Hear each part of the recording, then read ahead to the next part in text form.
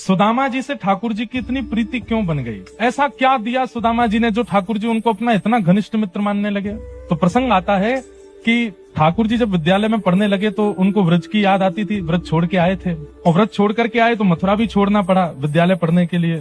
तो इतना स्मरण होता था व्रज का, इतनी याद आती थी ठाकुर जी को। सुदामा जी ठाकुर जी की ओर देखते और बोलते ही, लाला पूरे दिना ऐसो रूठो सो बैठो रे, ना कछु खावे ढंगते ना बोले, बस कोने में एक कोने में ठाकुर जी बैठे रहते। तो श्री सुदामा जी ने कैसे अपने सख्य का निर्वहन किया? एक सखा कैसा होना चाहिए? ध्यान से सुनो। मित्र और सखा, इन दोनों में अंतर होता है। यदा कदा मिलती, जो कभी कभी मिले, काम पड़ने पर मिले, जरूरत होने पर मिले, उसको मित्र कहते हैं। पर संग खावे, संग रहवे, संग ही रहे, आपके दुख को अपना दुख माने, उसे मित्र, उसे सखा कहते हैं। ठाकुर जी ने मित्र अनेक बनाए, पर पूरी कृष्ण लीला में भगवान के सखा केवल 3 हैं। सुदामा जी सबको पता है, अर्जुन भी सबको पता है, और तीसरे हैं उद्धव जी।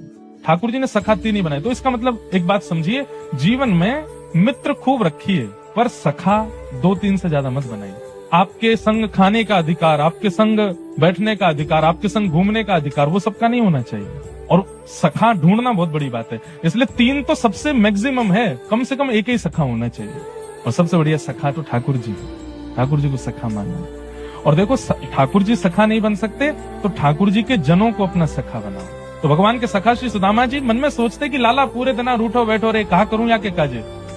तो श्री सुदामा जी ने पूरी जांच की, यशोदा मैया कैसे लाड़ करती हैं, कैसे प्रेम करती हैं, कैसे बुलाती हैं। प्रियदामा तन सुखा, मन सुखा, धन सुखा, सबके बारे में सुदामा जी रोज सुनते ठाकुर जी से।